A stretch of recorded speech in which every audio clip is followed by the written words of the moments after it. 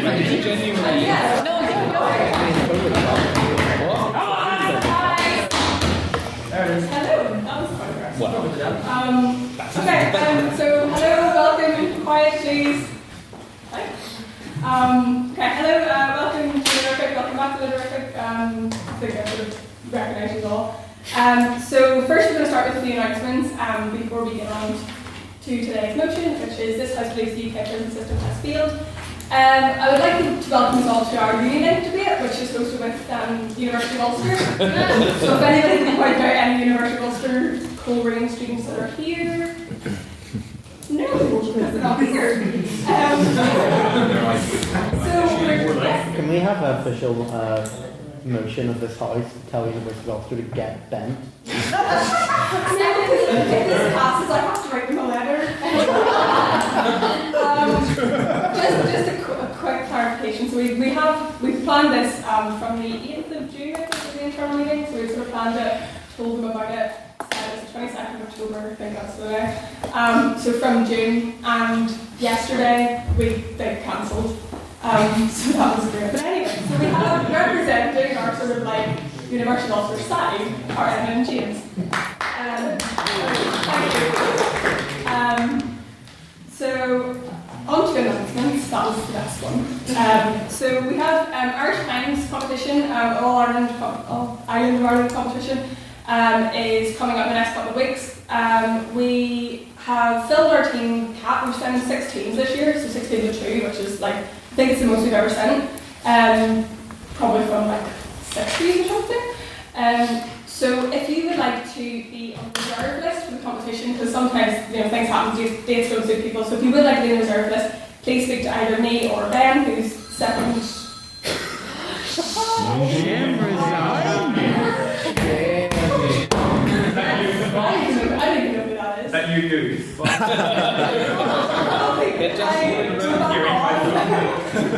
How's it going, lads? Going alright? Oh, no, that isn't okay, so yes, Irish Times. Guys, Finn, bottle port, please. Finn has owed us a bottle port from June. We lost May. 2 other people owe about 6 bottles of port each. And that was way before me. So Finn Bar was fined by our previous president, Tara Priyanka, and he thought that it would be a good idea to bring a half-drunk bottle and produce it in the middle of his speech, but it was half full, and he was using it as a carryout for himself, or happened. So I don't really think that's fair to be giving half empty, half full, half the volume of a bottle for it. I made you honest. No, I don't know back and forth. So yeah, okay, anyways. Irish Times debate. If you would like to be on the reserve list, please speak to either me or Ben or any other council member, put your name down. And it's good crack, it's going to Dublin, spend a week, evening today. Apart from that, we have a workshop on Tuesday, which is going to be our first debating workshop of the year. So it's going to go through the style of debating, the roles of each individual debater, and give you a bit of tips and play some games just to sort of get you into it and things like that. So it will be good. And if you would like to attend, I think it's in the Old Staff Common Room, which is the room where we were last week.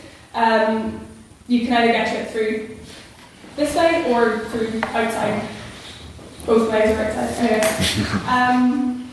So yeah, Owen's hosting that, so it's going to be 6 o'clock on Tuesday if you would like to come. And message him if you need any more information. I think that's about it. So now for the reading of the minutes last week. So we're going to have Mr. Owen Mulholland read the minutes from last week's debate.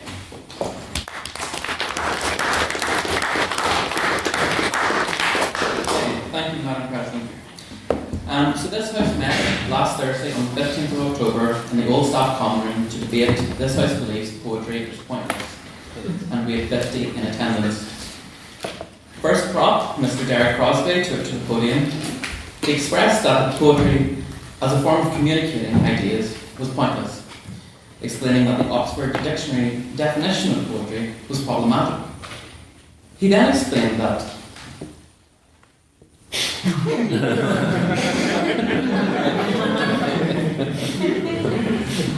this explanation then went on for a further 4.5 minutes. First up, Mr. Dan Murphy then took to the stage, saying, "Poetry gets a bad rap, and that poetry can provide spiritual nourishment. These strong words had the audience in tears. Ben then goes on to talk about his favourite poet, Robert Frost, who had a life withered by pain and grief, and was able to portray his complex feelings of life and death through poetry. It is a straight way of portraying something complex. Ben then went on to talk about death for a further 3 minutes. Second prop, Jeremy Mueller then took the stage. Mr. Mueller explained his love of poetry, but clarified that it does not need to have a point. But it can also have many points.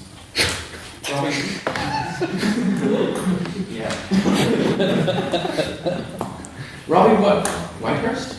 Yeah. Aye, Yeah. this guy. And your damn secretary!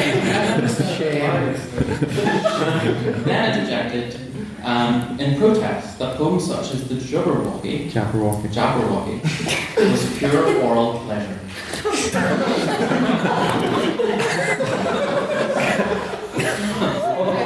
Carry on. Second up for the evening was Miss Rachel Ireland, the president of the English Society of Queen's here. She started her debate by quoting a tweet saying, "Reading poetry aloud in trains, make sure that you have no one sitting beside you." This is a quote by David Wheatley, which was met by resounding LOLs. She then went on to do a total throwback Thursday, talking about English, saying the skills and qualities learned through her English GCSE teachers were not given enough credit for, to which James McNally protested with no. Ireland argued that poetry gives a deeper understanding of words and a unique perspective on life, saying that poetry in itself is beneficial to mental health through its unique form of expression. She finished with the point that poetry is indeed pointless, but maybe that is the point of poetry. But that therefore doesn't make a point. It was extremely confusing. Third prop of the evening was Miss Sophie Stratfield, who started by explaining that she was incredibly ill and was hoped that she would not infest us all with her flu. She did. She did. She then went on to carry out a social experiment, asking the audience whether or not they had read several poems, to which several people had or hadn't. She closed her poem by saying that poetry is pointless, but that isn't necessarily a bad thing. Third off for the evening was Mr. Robbie Whitehurst, who spoke incredibly fast and was very hard to take minutes for. He opened with points of rebuttal to the opposition and thanked Derek Crosby for his speech. And stated that there's two sides to poetry, both literal and historical. He said that if poetry written well equals a point, because that equals money, therefore you have a career from poetry. He then went on to quote several poems, which I have no idea what were about several wars, etc. And said that poetry in itself is an inspiration and everyone can benefit from it. We then moved on to questions from the floor. First was for the prop from Andrew Hyman. He said, "Art is for art's sake.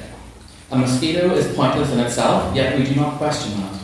To which Jeremy from the proposition replied that it was a circular argument. First question to the off came from Rosie Watson, saying, "Robbie's point with regards to poetry equaling money did not take into consideration amateur poetry." Robbie said that he could not deny that poetry does have a point. It benefits people no matter what skill form they're at. We then had a general point from Mr. James McNally, saying that the debate had gone far too philosophical in a sense, and we had made little objective points. To which Jeremy Mueller replied with, "We are inside ourselves in a way.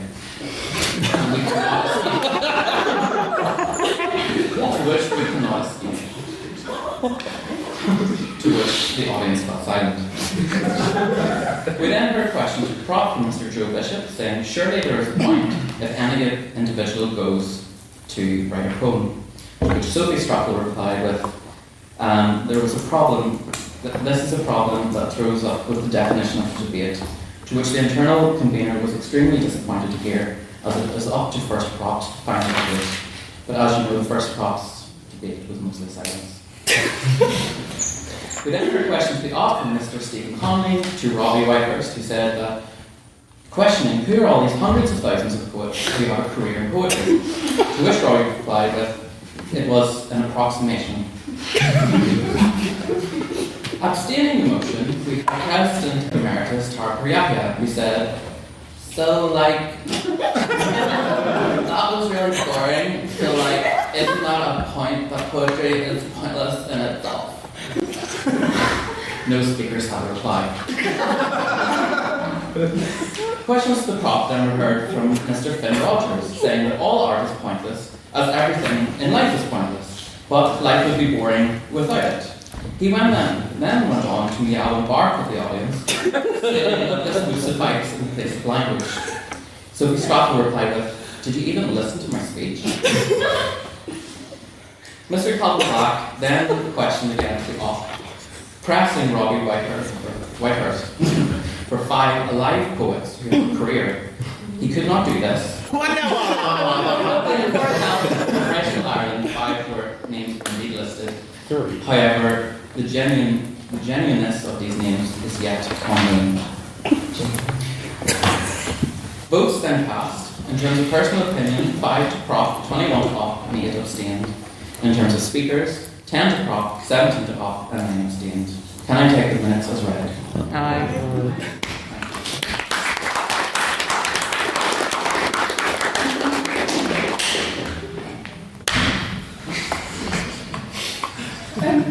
Thank you, Mr. Oliver, that's beautiful. So now on to private members' business. Does anybody have private members' business from Charlie? Yes. Yes. Okay, thanks very much. Just dropping in to tell you about the event that's coming up, Belfast Mon 2015. It's taking place here at Queen's in the Millennium Building between the 11th and 14th of November. There's flyers around the room. So if you're not familiar with Model United Nations, it's debating, which I trust you're all somewhat interested in. But instead of arguing your own point of view, you are assigned the role of an ambassador to the UN. So you might be the ambassador of Egypt, or the ambassador of North Korea if you're having a really bad day, or the ambassador of Russia, or, you know, there's a countries I'm listing.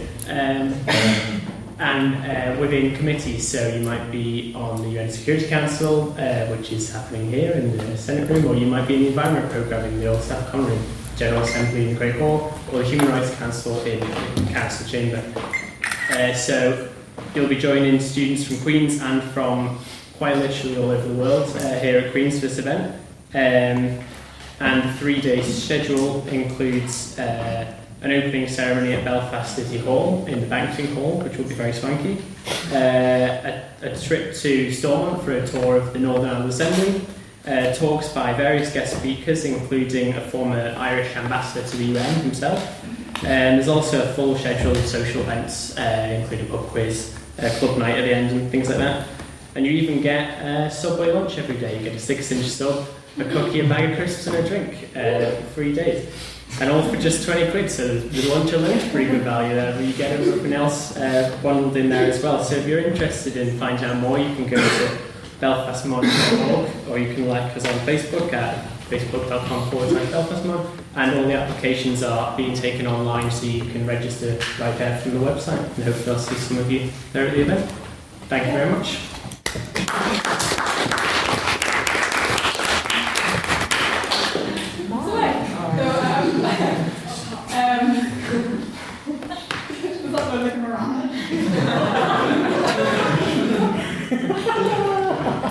Thanks for coming.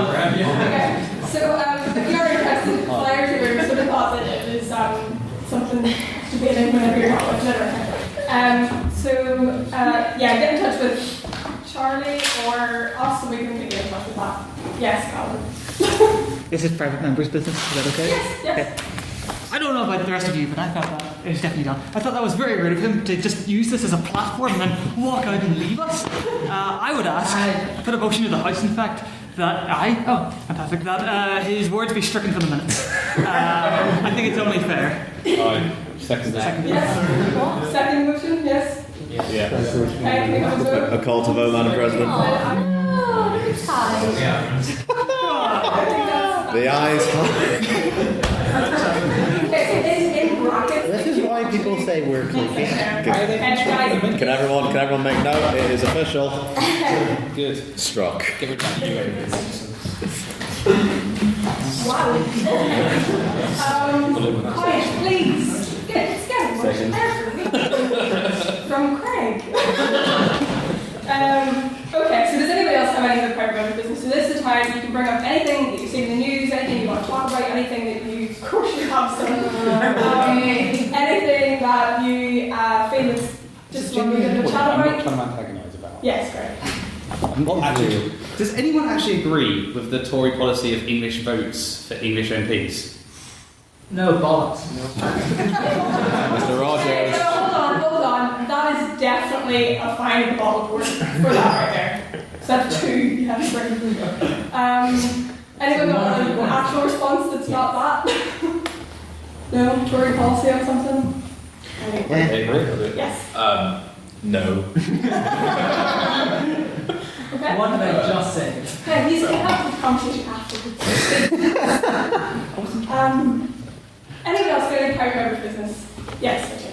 Yes, it's been a week now since our last debate, and I'd just like to know, does anyone know 5 living poets that are at the living? Oh, that bunch is wrong. Okay. Caroline Duffy, Ben Finbar, Surname. please. That's the one. Paul Muldoon. John Cooper Clark. Tom Golden. Andrew Motion, 6. Anthony Alex He is. Sorry, every week. Okay, so we have in fact cleared up that there are at least 5 living poets. 5 to 100,000 somewhere in that. Okay. Anyone else have any private member business? No? I can move on? Okay, thank you. So now on to the rules of debate. So the motion is this House believes the UK prison system has failed. We have 7-minute speeches, first prop, and then back to it. First minute is protected. As soon as I bang on the table, you can ask a question, and then the last minute is protected, so you can't ask any questions in the first or last minute. Ask questions, stand up, raise your hand, speak again.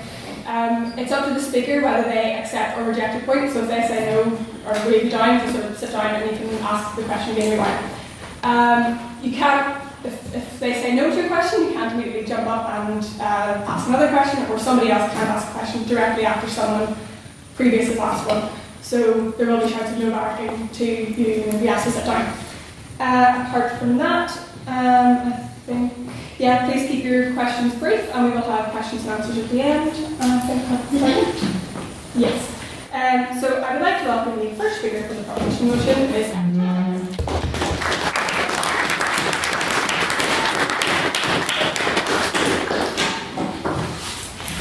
Thank you, Madam President, fellow speakers, ladies and gentlemen, those who don't define the gender binary.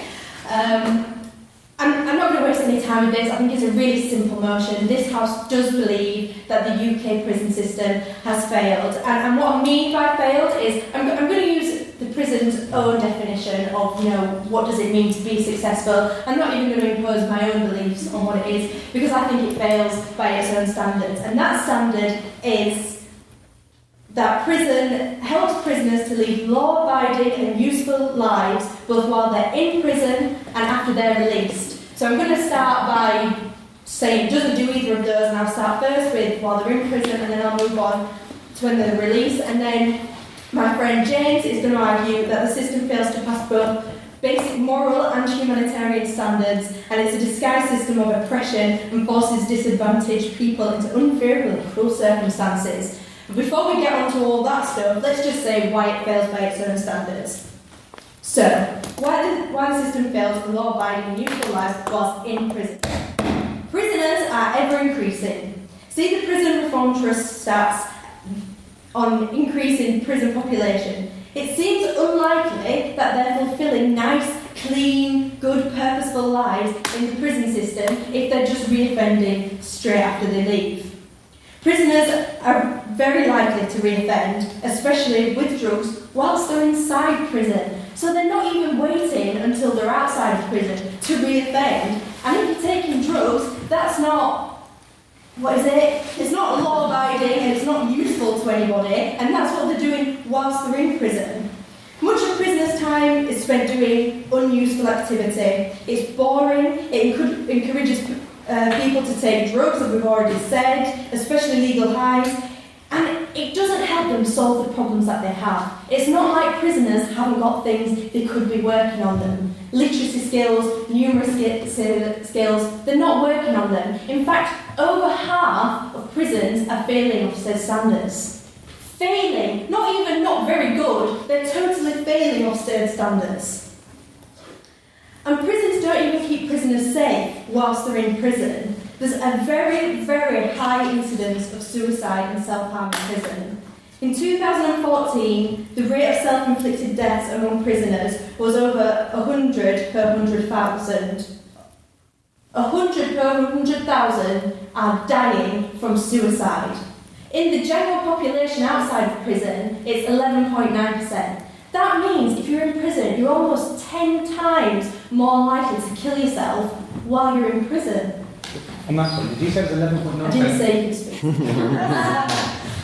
And also, just further on that point, bear in mind that a lot of these things are usually hidden. A lot of these statistics aren't reported, or they're covered up as something else because prisons are trying to paint themselves in the best light. So in the best light possible, prisoners are 10 times more likely to kill themselves. Oh, that's fine. No, thank you. So I think I've proved that. Let's move on to why it fails its own standards outside of prison. Prison encourages reoffending. Nobody really denies that. Prison has a poor record of reducing offending.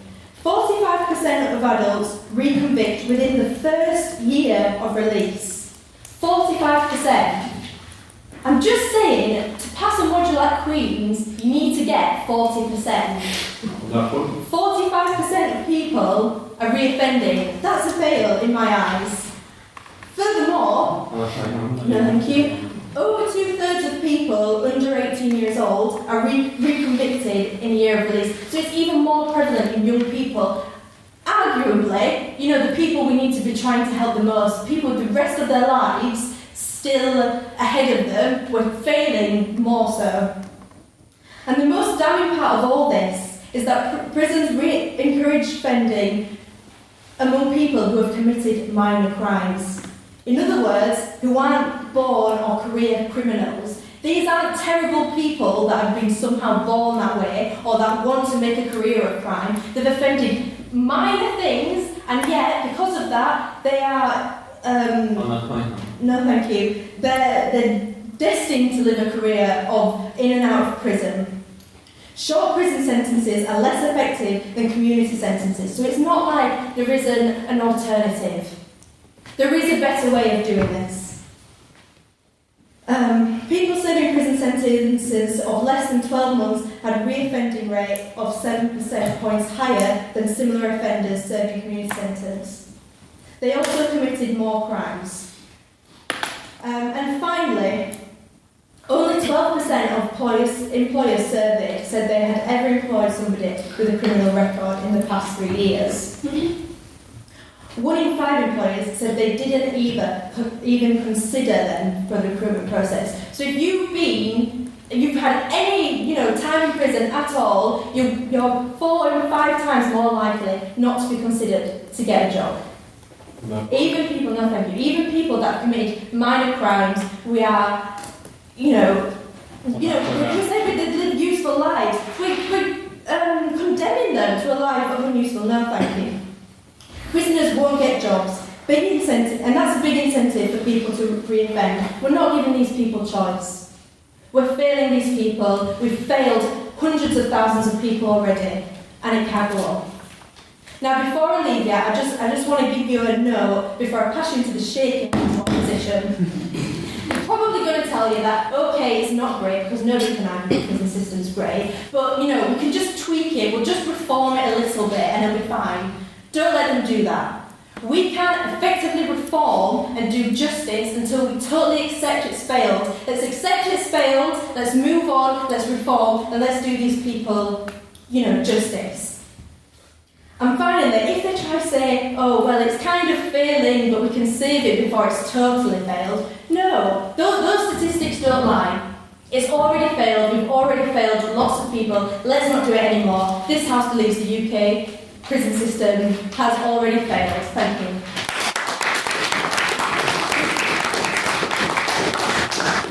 Okay, thank you very much. And I'd like to welcome the first opposition, Mr. Stefan Iwanicki.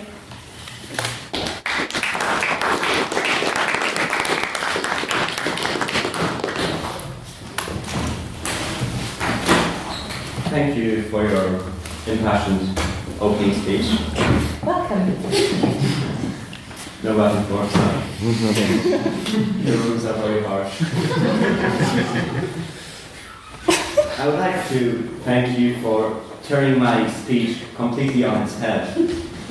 You see, I was hoping that you would give us an alternative to our current prison system, that you would give us something that we could do to help those people, rather than just throw them in prison as we're doing at the moment. She did. And you didn't offer any alternatives, so by default you're saying that this is the best we've got, this is what we have to go with. While I believe that there is still need for reform. This isn't the only chance that we have. There are other things that we can do. For example, just hiring more prison officers. Why didn't you mention that? If we hired more prison officers, most of the... Point of clarification. I did actually explicitly name another alternative, which was community sentences. There's a whole heap of more. But, I mean, whether I offered an alternative is not what we're here to debate tonight. We're not saying... we're not here to say, let's do this instead. We're here to say it's failed, let's accept it, let's move on. Thank you. Unfortunately, it is here to say the core mission statement of the prison system is threefold. It is to execute the sentence of courts, to reduce reoffending, and to protect the public. Now, protect the public, that would be the most important one. People who are in prison are often violent people who need to be saved. Okay. They are violent people. Many people in prison are violent, and we cannot allow them to step outside. They have many problems which are unsolvable just through community service. We need to separate them from society and work gradually over a longer period of time over their prison system to help them. On that point. Oh, thank you. They are there to be separated from society. Now, our current prison system isn't one of deterrence. It's not one of complete isolation. Okay. It's not one of isolation. It is one of giving those people a second chance, helping them to lead a productive life. On that point, sir? You go ahead. Surely this is immediately contradictory to your previous point that prisoners are people who need to be separated and kept away from society. That's a totally contradictory idea of what you just stated, which is that prisoners need to be helped be refolded back into the fold of society. But surely if a person is violent, you ask them to calm down before you need them to calm down before you start talking some sense into them. We need to keep them apart from others, and we do that by letting them catch up on their GCSEs, or learn a trade, or even do a university degree. And now remember that if our prison system keeps us safe, it gives the prisoners a chance. Now it is up to the prisoners to accept that opportunity or not, to improve their education or learn a trade, and it executes the sentences of our courts. So if it completes and fulfills those three central tasks, we can't say that it has failed if it is fulfilling its three requirements for our prison system. imagine what would happen if there was no prison system. If violent criminals, what would we do with violent criminals then? What would we do with people who habitually break our laws? What would we do even with minor offenders? Please.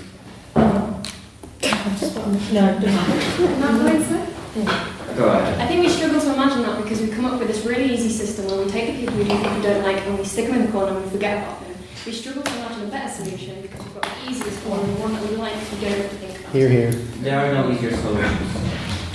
Let's take a step back into history.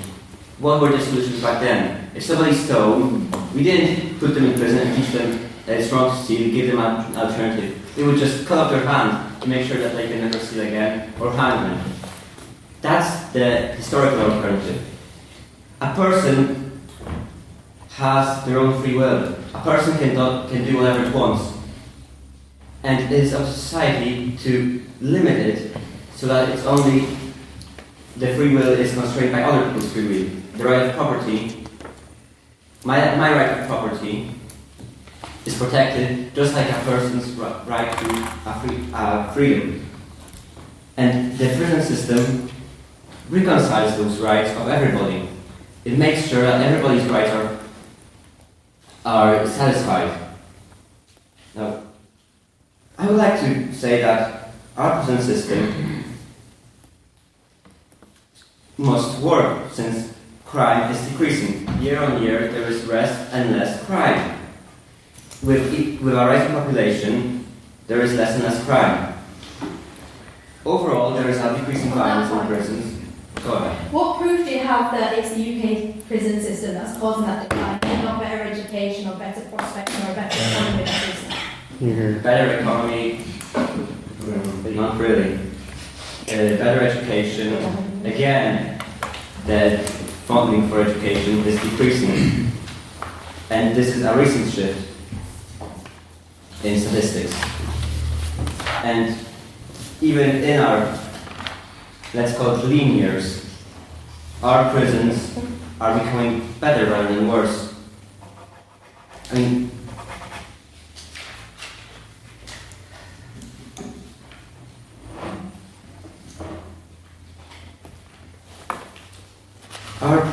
our prison systems keep us safe and make sure that the law is abided.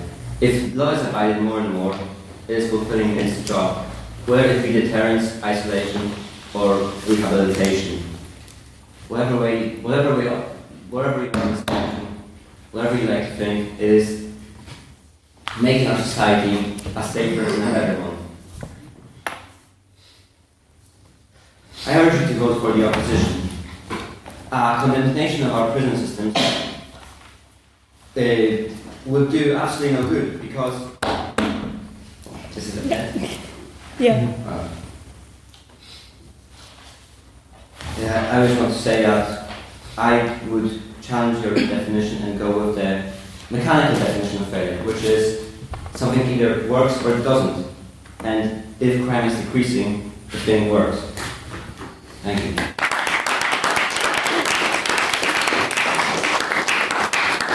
Okay, thank you very much. And could we welcome for the second proposition and closing for the proposition, Mr. James McNally.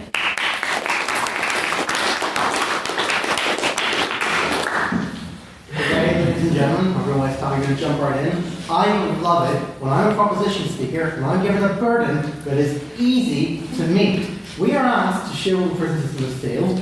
We have already done so. Emma has accepted the lenient definition of the prison system that provides itself for success, which is to help prisoners lead useful and law-abiding lives within and without prison. And Emma has proven, I think, quite systematically and quite well, that that is not the case. So let's take a more moral standard. Let's say our prisons also meet basic humanitarian and moral standards and see if it meets them. I'm going to start with a few points of rebuttal to what Stefan said. As I mentioned in my point of information, there is a conflation within Stefan's speech between prisoners being as figures who deserve to be punished and must be separate from society, and prisoners as tragic individuals who must be saved and rehabilitated. He didn't resolve that tension, so why don't I? Prisoners do deserve to be rehabilitated. In some cases, yes, individuals must be separated from society. Life sentences do a pretty good good, not doing that, but it certainly doesn't need to be universal. On that point. No, thank you, sir. Also, crime was increasing worldwide from the 1970s. It did not start to decrease worldwide until the 1990s because of economic upturn. Prison populations had boomed over that period. Whenever Stefan said it's because there's a correlation between prison populations going up and crime going down, it must be causative. I would urge you all to take out a pinch of salt. So, in my speech today, close for a prop, I'm going to provide a different view, a different vision of the prison system than the one we're usually used to. I'm going to propose that our prison system only succeeds by its own barbaric standards by allowing us, this public, to ignore social problems that conflict in our society. Our prison system its true nature is as an institutional racist economy of oppression. By any humanitarian or just standards, it fails. So first I'd like to ask, what is really going on in prisons, okay? One of the most basic facts I think it's important to recognize about prisons is that they are overcrowded and they are also rapidly running out of control. In 2013, the Specialized Prison Riot Squad had to be called out to prisons 203 times. That is on more days it was called out than it wasn't called out to prevent riots. In one instance, it took the police 8 hours to restore order in one wing of a prison and recover it from the prisoners it was supposed to be keeping in. Moreover, on average, prisons hold 12% more, by Prison Services' own admission, they hold 12% more prisoners than they can reasonably manage. Prisoners spend more time around more people than they're supposed to, and often in chaotic conditions. I think very importantly, we also have to realise that our prisons target the vulnerable in our society. 36% of prisoners have a physical or mental disability. Only 19% of us in the free populace have that. Prisons also target people who suffer from psychosis. The rate among the general public is 4%. Among female prisoners, the rate is 25%. And among men, the rate is 15%. We are targeting vulnerable people. And there's also a racial element to this problem. 26%, thank you, sir, 26% of the prison population, 21,880 people, are from a minority ethnic group. That compares to 10% of the general population. According to the Equality and Human Rights Commission, the UK is worse at disproportionately imprisoning people of a racial or ethnic minority than the US prison system, one that is recognised worldwide as a comprehensive racist failure. Sorry, I'll take your point now, sir. Yeah, so my point was, as regards to people with mental disabilities, that's not a prison issue, that's entirely judicial discretion. Prison staff don't decide who goes to prison. No, sorry, the justice system. The prison system is part of the criminal justice system. Of course, it's designed to function as that, and it functions as that for reasons that we like. I'm going to show in a minute why it is part of this wider system of oppression. So thank you for your point. So why is it? Why is the British prison system failing? There are two reasons. First of all, as I was mentioned, the system is its own vested interest. It's a complete self-sustained system. It unnecessarily imprisons people for crimes which should not be imprisonable offences, simply because the individuals who commit those offences are easier to target and single out from society. There's an economy to this system, and there's an easy logic to follow. Primarily, the number one cause people go in prison is for drugs-related offences in some way. The reason why people overwhelmingly use and deal in drugs is because of economic necessity. It doesn't make it right, and we're not standing here explaining what it does, but it does. Just follow my logic for a sec. But then imprisoned rapidly, within a 91% increase in prison population over the past 20 years. That employs a lot of people. As Stefan said, why don't we get more guards? We have been getting more guards and locking up more people, and serious crimes have still been going up. Then, thank you, sir. Prison officers admit, there's a brilliant economist article about this called Rough Justice, admit that they spend most of their time in prison stopping prisoners using and trading in illegal drugs. Their job is to stop an illegal drug trade. It's a mutually beneficial system. They're kept in a job because there's illegality. The other reason why the system exists is because it suits our interest and the interest of the government. I think Stefan's speech was a brilliant example of this. People are afraid of crime, especially people like us, middle class people in Britain, are terrified of crime. The Home Office, who are in charge of dealing with crime, and the politicians in charge of it, had no answer whenever crime rates were going up in the 1970s and public fear was increasing. So also with massively influx the amount of people inside prisons. No, thank you, sir. There's also been a change in the way prisons are situated in our society. We're overwhelmingly situated outside of urban centres, so people don't even have to see prisoners, so we're out of sight, out of mind. Prisons are prisons are a placebo for paranoid subjects of a lazy and cynical government. The current field system is a way of ignoring wider problems and has failed an immoral attempt to bury fears beneath the illusion of action. I think we can and must do better. The system has failed and we must recognise that. Prison and prison reform is never mentioned in contemporary political discourse, and it ought to be, because we're failing thousands of people and thousands of vulnerable people in our society. The current goal of having prisons help people ignore problems is being fulfilled, but I don't want that to be fulfilled. I want prisons to serve, if they are to exist, we should serve a better purpose. We first must recognise our failure and drive this issue back into mainstream political discourse. For this reason, we on proposition tonight beg you to propose this motion. Thank you all very much for your time.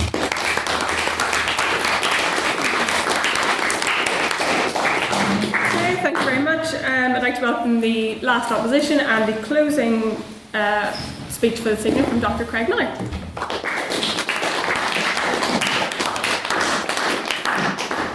Okay, I just want to start off with some rebuttal. Firstly, to do with the psychiatric side of things. The psychiatric side of things, people that are diagnosed with an actual psychological condition go under the NHS into a psychological unit. They don't, and are not classified in this debate. Okay, it should have been classified right at the beginning. I'm classifying it now. But basically, they go into the NHS's budget. They do not come under this budget, which we're talking about, which is prison. So I don't see how we can talk about a failing prison system with people that are being spent on with money under the NHS's budget. To me, that doesn't make any sort of sense. I'm sorry. You can come in a minute if you want. In terms of the actual drug side of things, firstly, in terms of if you use methadone or you don't use methadone, there's 77% of people that are addicted to heroin will never come off of it. Right, so you cannot blame the prison system for the drug. Okay, we can't do much. It's a societal issue, which is why people end up on drugs, in my opinion. Right, we cannot then again blame prisons for why people end up on drugs. The way we deal with the crime, fine. Okay, yeah, go on. We didn't speak about the exact drug or addictions. You know, we said it particularly with legal highs, so they're not necessarily addicted when they go into that argument. When you talk about people ending up in prison and ending up in the cycle of drugs in prison, it's to do with heroin because that's the drug which people get hooked on inside or they on outside and they go into prison. There's no way of dealing with it. We know 77% of people get addicted and will never ever come off with or without methadone. Sir. No.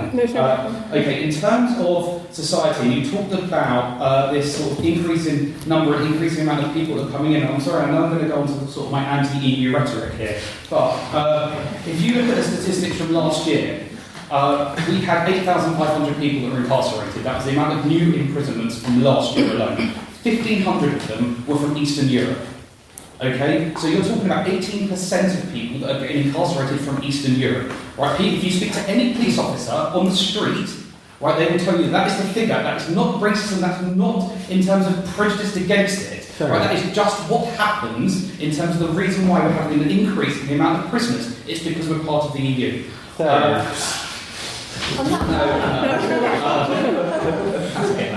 Okay, now let's just talk about in terms of the deterrent. Okay.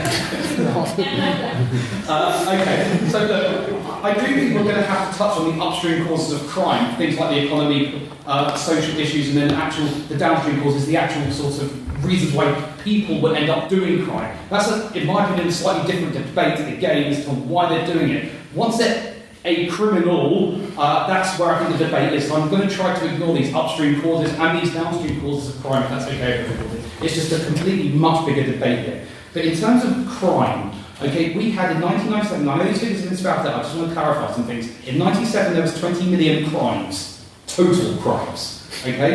In last 2 years ago there was 8 million total crimes. That's 8 years after the biggest economic recession of our generation. So to basically say the only reason why crime is changing is because of the economy, I don't think it makes sense, because if we're in the middle of a recession, you'd expect crime to go up, right? But it's gone down. Okay, so we can't then say, oh, people are only committing crime, and the only reason why it's changing is not because of our prison system. Our prison system is sort of working in this regard as a deterrent, okay, because people don't want to get punished. Okay, that's what is happening. Otherwise, they wouldn't have gone down by 12 million. They wouldn't have gone down by 12 million in an economic recession, which your side have even said is one of the causes for people committing crime. You're actually sort of just double-ending yourself. Now, in terms of effective incarceration, the second thing, in terms of keeping people safe, there was 3 breakouts last year from our Category A prisons. That's 3 breakouts. That's a 0.0002%. So in my opinion, they are keeping the general public safe. Okay, which is their first and foremost reason why we have prisons, is to keep us safe. You commit crime, you go to jail. Crime is crime, you go to jail for it. Okay, and basically we want to be kept safe. They're not letting people out that have committed crime. Okay, so they are doing those 2 jobs. It's acting as a deterrent, acting as a deterrent, number 1, based on the statistics, and it's keeping us safe. So it's fulfilling 2 of the 3 criteria. Now let's get on to the actual big point of what this debate really is about, which is imprisonment versus rehabilitation. Okay, because it is actually winning in number 1 and number 2, but this is where arguably it's failing. And I'm using the word failing rather than failed. I don't want to get into some verbal linguistics here, because I'm rubbish at it, a bit boring. Basically, if you look at rehabilitation, people like the gold standard, which is the Swedish system, well, I looked at some data from that, and they've got a 30 to 40% reoffending rate, and that's in the gold standard of let's hug them, let's give them a degree, let's be really nice to them, let's show them that they're worth something. 30 to 40% reoffending. Further information? No. Okay, so let's look at our reoffending rates. Let's look at our reoffending rates. If you go to jail in the UK for longer than 10 years, our reoffending rate is 18%. So we're better than them. Okay? If you look at jail sentences between 4 and 10%, what's our reoffending rate? 24%. So the main issue, which is what First Crop spoke about, which is on these sort of non-violent crimes. Okay, non-violent. If you go to jail for between 0 and 4 years, you've pretty much not done something that bad if you look at why they're going to jail for that amount of time. And so the issue is not with the prison system, it's with the courts. It's with the court sentences that the people that are going to jail between 0 and 4 years, why are they going to jail? That's not the prison that is letting them down, it's the court that is letting them down.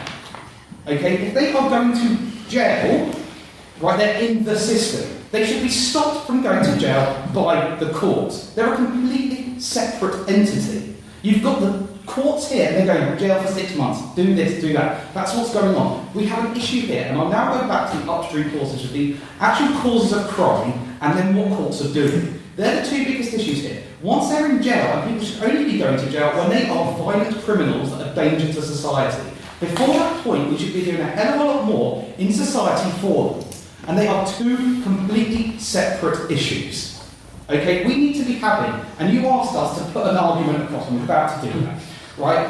Basically, I believe that this is why the prison system hasn't failed us. It's to do with the courts. So we can say that. We can get up here and we can say, court is letting these people down, the prison system is not. It works. We've shown that it works. There's crime is going down and people are safe. If you have safe people and you basically got a deterrent, that's what it does.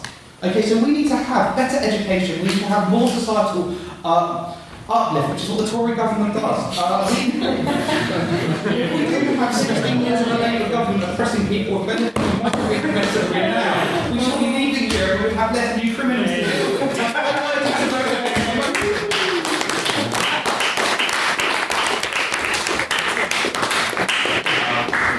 It's 7 minutes to correct your Okay. So at the start of this debate, I asked folks to decide whether they would like to try the. Remember, it's our union debate. Yeah. So we would like to try the University of Ulster Coleraine sort of side, and I didn't expect the debate to be as lively. That's really hard for me to remain impartial on this one. So I'm not sure if you want to change your mind, but would you like to ask a question to your side? It's up to prop. Who's you first? No, prop. Okay. Okay, I can see people sort of about to burst blood vessels. Okay, so we will go for after opposition are done. Okay, sure. Okay, so first question to the proposition, please stand up, state your full name for the minutes, and ask question, proposition, opposition, and then state the motion. So does anybody have any questions for the proposition? Yes, stand up, state your name, please. Okay, my name is James Stitt, and I have a question for the proposition. And I'd also like to thank everyone for their very well researched submissions this evening. I have a few points. First of all, the first proposition for the statistic that 45% of people go on to reoffend within 9 months. Surely that's a success, because 100% of people were offenders going into jail, and 55% of people do not reoffend during the first 9 months. Mm-hmm. So, logically. Second of all, you said that it's more difficult for people with a criminal record to then get a job.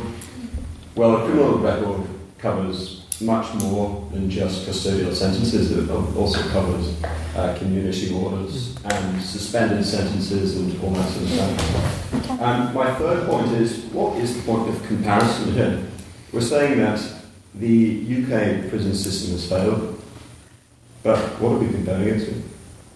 There are 190 something, I'm sure somebody who's going to the UN conference and can tell me, members of the UN, and most of them have pretty dire prison systems. And by comparison, I would say the UK is probably fairly well out there. So must we be like the Swedish to be call ourselves a success? Ask for a response. You go ahead. Okay, so your first point about best example of British majoritarianism I've ever heard. The issue, 45% of people is almost half reoffend within 1 year. And what reoffend means is what you're caught for the crime you commit, not what you commit crime. The number massively goes up if you've committed a minor crime or if you're young. If you're young and you go to prison between 0 and 18 years old, you are 68% of those people then go on to reoffend. That's 2/3. So if we're even going to accept the flawed majoritarian logic displayed, I think we must say prisons are usually a failure for vulnerable people, and I think that's a failure in general. So you made 3 points. What was your second one? The second one was, it was just not relevant really that a criminal record affects a job prospect. Oh yes. Okay, sorry. Those statistics quoted were taken from the Prison Reform Trust Bromley report, and I refer specifically to people, the language we use in the speech might have been wrong, but thank you for correcting it, but those statistics referred specifically to people who have been imprisoned, and I can link you to a report That if was you my want. mistake. Also, No. and also the third point, okay, maybe we're better than other people. That doesn't mean A, that we're good, or B, we ought to go walk around and tell ourselves how great we are. We're less racist than North Korea, say. North Korea is a racist society, look it up. But that doesn't mean we're great. We need to improve. Just because we're better than people who suck doesn't mean we're great. I really hate North Korea tonight. Very briefly, yes. I hate to say this, but I know a person that went to the youth detention center and he wasn't failed by the prison system, he wasn't failed by the judiciary, he was failed by the NHS. And you say that there is an element to racism to the prison system. There isn't. It's just that. Okay, is this a point of proposition or a response to the... It's a point of proposition. Okay, I'm going to guess we sit down to start a response to their response. Okay, do we have a question for the opposition? Oh, was that allowed a response to my answer to the question? Pardon? Was that allowed a response to the... No, let's go back and forth. Okay, so yeah, question for the opposition, which of these lovely people? Yes, the last question, close for a check. Brian, I've got a bullseye. Yes, yeah. Generally, when it comes to the prison system, there are 3 R's that are considered to be a success. You have retribution, which is the immediate one, reconciliation, and rehabilitation. Now, of course, the retribution point is self-evident. When it comes to rehabilitation and reconciliation, that is left to be discussed, because reconciliation, there's usually a fear and paranoia of those with criminal records. That needs to be addressed. In those terms, I think it has failed. But I'd like to hear a response on. I was actually going to get onto this point with what Emma made in terms, and I think you touched on it as well, in terms of what's happening with criminals as they come outside of prison. And I know it still touches on your reconciliation point, but I don't know how anyone in this room can blame the prison system for what's happening in terms of the employer not wanting to employ somebody that has a criminal record. I don't see how that is on the prison system. If anyone wants to tell me, I'll happily take that point. But to me, that is on society, and it's on the way that we run our society. Okay, so it's nothing to do with the prison system itself. Rehabilitation, on the other hand, is. Okay? And I'll go back to my 2 points I made in my speech. When we actually have them inside prison for long enough, we have a really low reoffending rate. Which means if they're inside, we can actually do something for them. Okay, 18%, that's lower than the gold standard, which is what you were touching on, of Sweden, which I hear is lovely. But they have this 30 to 40% reoffending rate, which is, you mentioned the gold standard. That's the gold standard, from what I read, where they like to hug you. But if we have them for long enough and we have a lower reoffending rate than them, we are not a failed system. We both then? No, please. Well, I just want to add. So the first bit of how can we blame the prison system when it's society that are deeming these people as bad? Yeah, that first bit, which I would accept to a large extent. But the point is, prison could be doing more to prepare people for life outside. I mean, a lot of these people struggle with numeracy and literacy skills, and they're just not helping them. I mean, if there was actually help there, maybe then society would view them as, okay, yeah, but they've had help since they've gone in and they've come out a different person, but the prison system is not providing that, and so that's why I'd reject that first point. And if James... No, we've already had No, we didn't agree with that. Anyway, you've been here long enough. So do we have a general point on the motion on the sort of general debate? Anybody? Yes, stand up, state your name for a minute, please. The ghost of Kelters. So yeah, this is the Kelters, please. I mean, I'll try and crack on. Dear Rosie, apologies for the delay in sending self-security. No, I can't do it quick. It's been a pretty hectic week on my end. Unfortunately, or perhaps fortunately, I lack any highly particular wrapped up argument. No, I can't really. It doesn't have any graphs, is the long and short of that. However, I do have a suspicion about how the debate itself might end up going, and I can pass on a tip for interrogating the teams on the basis of my possibly erroneous predictions. In order to claim the UK prison system has or has not failed, it's necessary to clearly stipulate what you think the objective of that system is. Without some sort of objectives in play, the notion of failure is senseless. Don't look tired now, we're in the beginning. The problem with this point is that there is a scam agreement about precisely what the mission of the prison system should be. Should it be reform, punish, protect, provide jobs, or to do some other thing? If the answer is all of the above, then the further question needs to be asked in what proportions these different goals ought to be pursued. Beyond this, there are further questions, again, about what cost we ought to pay for this service. Here, then, is the meat of my suspicion. A winning tactic for either side would be to concentrate heavily on specific goals, and the prison system does well or poorly at. And then cover this light and factual burden in order to make their case. The problem with this is that the teams could end up talking past one another, not agreeing on what a failing prison system looks like, because they are each cherry-picked different conceptions to suit their position. Traditionally, the prop defines the terms of a motion. However, in practice, it isn't always... Okay, I can probably skip. Typical philosopher's point, really. If in doubt, get snippy about the definitions involved. Hope you found that interesting anyway. Thank you. You guys like Hemingway, gee. Anyone have anything? Yes. Very briefly, thank you, Ghost of Kelters. We offered two standards by which we could judge whether or not it's failed. The one for the prison system chooses itself, which I think very articulately took on, and then basic humanitarian moral standards, which I touched on in my debate. So I think we have provided them, and I think the reason OP hasn't engaged with them is because it's undeniable the prison system fails in this regard. Okay, thank you. Brief response to that question? I'll keep it as brief as possible, so I'll speak quite quickly and I'm sorry if anyone can understand me. The objective of the system is to rehabilitate, keep the population safe, and of course to... There's no rush. Sorry, you just maybe slow down a bit. So it's rehabilitate, keep the population safe, and execute the sentence. The cost, we keep it to a minimum. while fulfilling all three of the above points. How the prison system does well? Well, it does well because it reduces crime rates, helps people get a job, and of course, it follows the letter of the court sentence. Okay, thank you. It's very quick. Let's move forward. Vote Tories next time.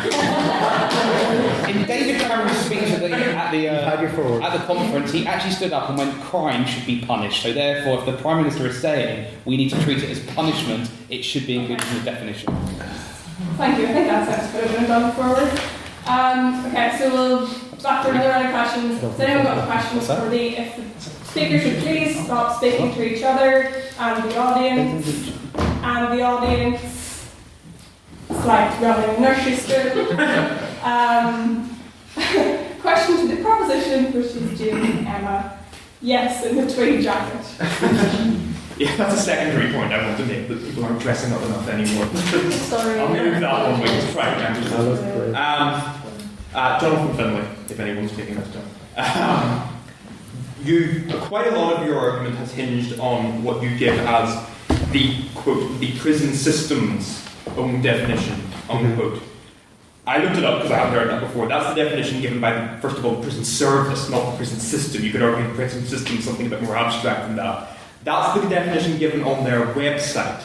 Now, I don't know when that was put up, but it's quite a sort of modern, internationalist, humanist, wishy-washy. I'm not saying that's good or bad, but quite a modern-looking definition. I'm going to wager that the UK prison system is older than that definition.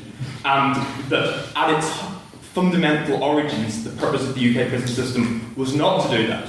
It was fundamentally to deter and to keep, possibly to punish, but that's like getting into metaphysical stuff, but to deter and to separate the convicts from society. It's definitely separating them from society, and on the point of deterrence, you do have to compare it to if there was no prison system, we have a failed state. It is therefore... Okay, I think we've got You go. Okay, it doesn't matter. Okay, first of all, your logic doesn't follow. It doesn't matter if it's a modern definition. It's the one we set out to achieve today, and we're not achieving it, and we've proven that. Secondly, we do have an historical analysis. We provided it in both speeches.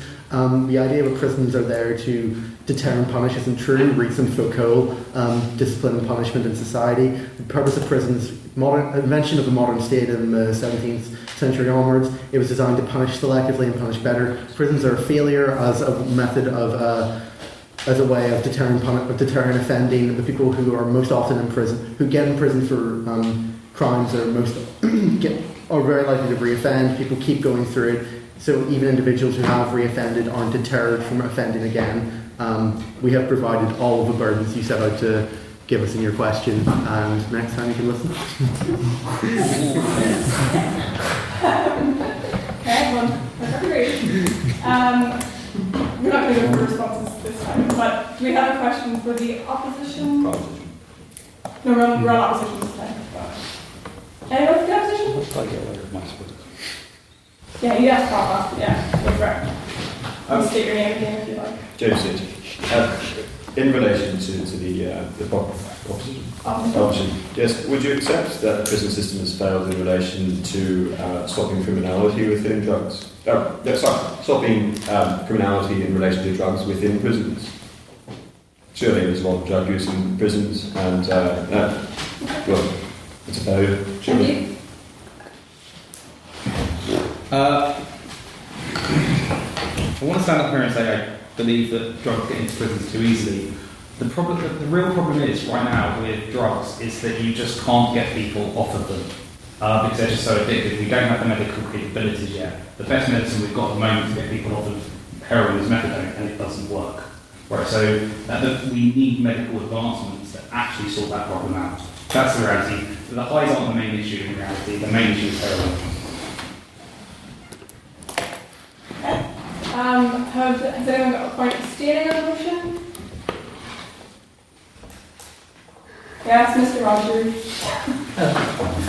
Yes.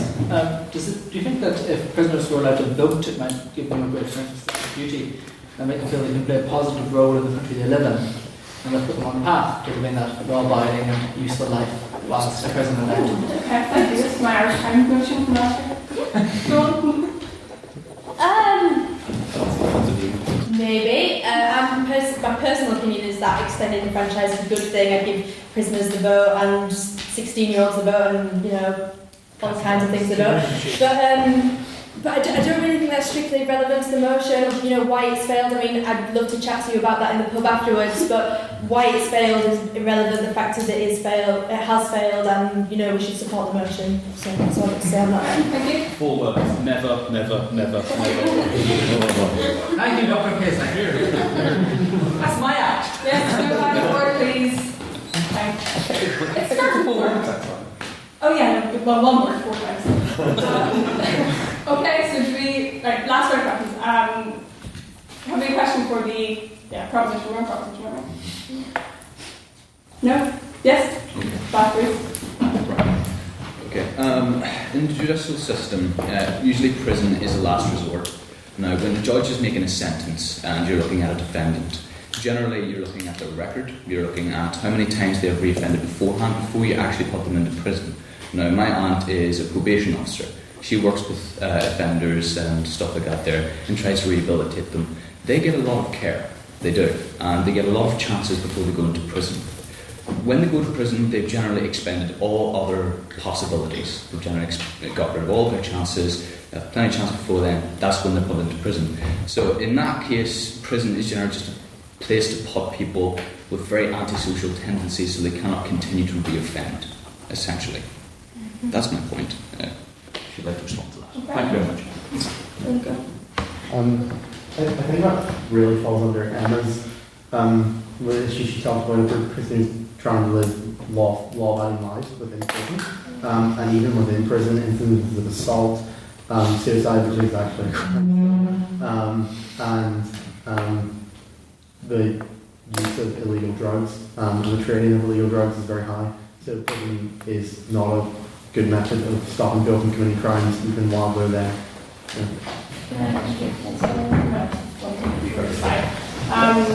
No, really good for questions for you. Anybody got a question for the opposition? These guys? No? You've had an easy tonight. Anyone abstaining on the motion or final point? General debate? Okay, great. Okay, so we'll move to, actually I'll make some announcements first before you all get bored after the vote. So you can get your membership cards out while I talk. Irish Times competition, if you would like to be on the reserve list, please do speak to me or Ben or any other council member.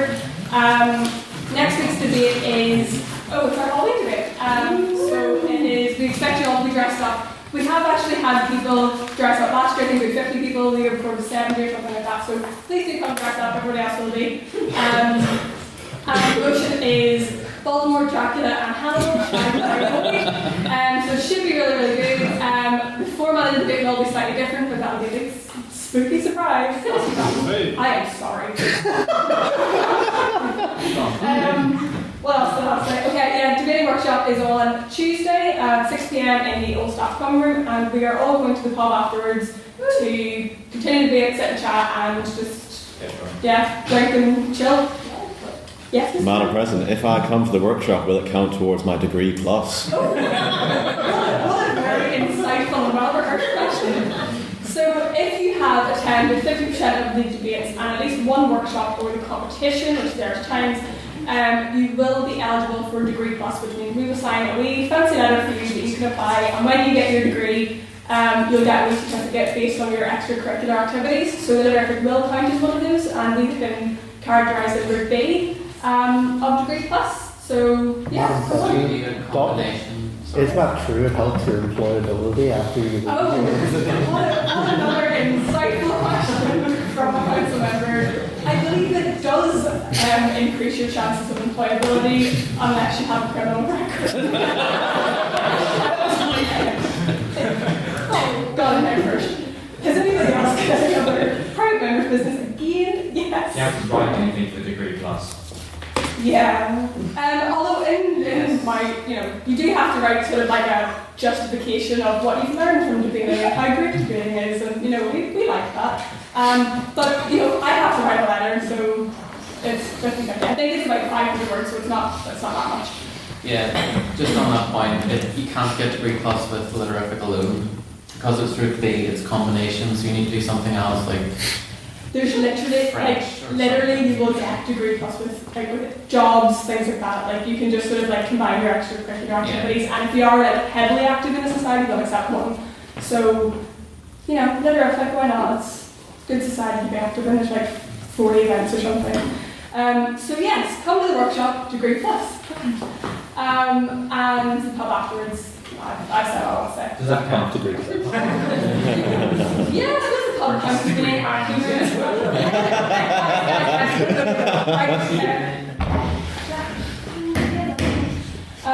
Okay, so the first vote is going to be based on your opinion on this one. So this House believes the UK prison system has failed. So anyone can vote on this. So raise your hand if you think your opinion is personal opinion that this House believes the UK prison system has failed. All those in favour, raise your hand and say aye. Aye. Aye. Yes. And all of those who believe the UK prison system hasn't failed. How dare you? Yeah. And all of those who would like to just abstain the motion or don't have an opinion. Calvin as always. Yes, okay.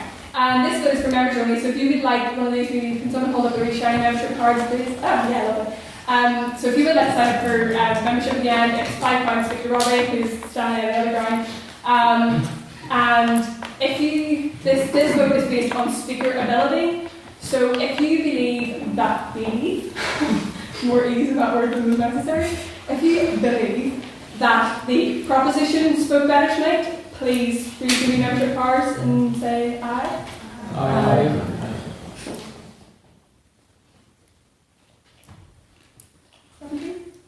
Aye. And if you believe the opposition spoke better tonight, please raise your hand and say nay. Would that be two, Madam President? Thank you. And if you would like to abstain the motion, so you think that they both spoke equally good or equally rubbish. 2, 3. So I believe the proposition has won the debate tonight.